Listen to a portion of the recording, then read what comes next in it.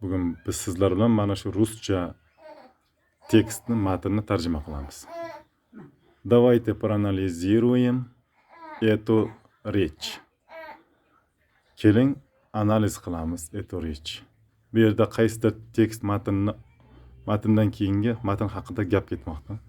Shuni tarjimasi endi. Keling, analiz qilamiz bu matnni. Давайте посмотрим, как она построена. Благодаря чему она построена, производит впечатление. Прежде всего, в ней есть начало и концовка. Точка. Keling, ko'rib chiqamiz. Qanday u qurilgan, yasalgan. Nimaning evaziga, благодаря tarjimasini ko'rib chiqdik. U nimaning evaziga qurilgan,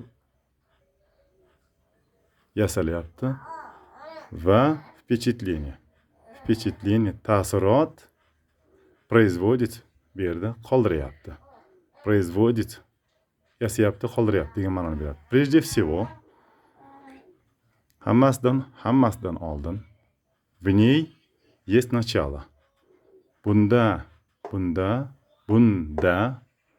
bor boshlanish va yakun. Buni tugatdik. Это достоинство встречается редко, реже, чем вы может быть. Склонно думать, она начинается, неуклонно движется вперед. Tarjimasi. Bu ustunlik ko'zga tashlanadi, kamdan kam va juda oz.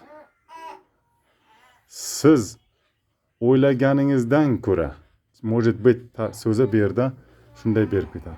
O'ylaganingizdan ko'ra, может быть o'zi balkim degan ma'noni beradi.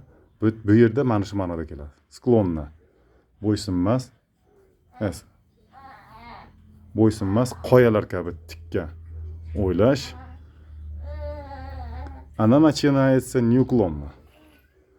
U boshlanyapti pasaymagan holatda. Harakatlanyapti olg'a. Как стая диких гусей в полете. В ней нет лишних слов. Оратор не теряет даром времени. Это может быть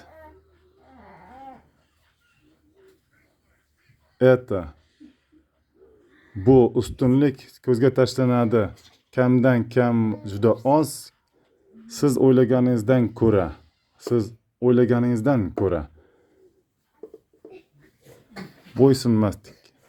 bo'ysunmagan holatda o'zi otilib chiqadi degan ma'noda.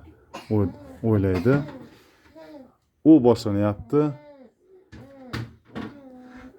ровно, pasaymagan holatda harakatlanyapti olg'a, xuddi bo'ysunmas yovvoyi parvozdagi g'ozlar kabi. Bunda ortiqcha so'z yo'q. Nutq so'zlovchi, orator nutq so'zlovchi ne terяет, yo'qotmayapti bekorga vaqtini.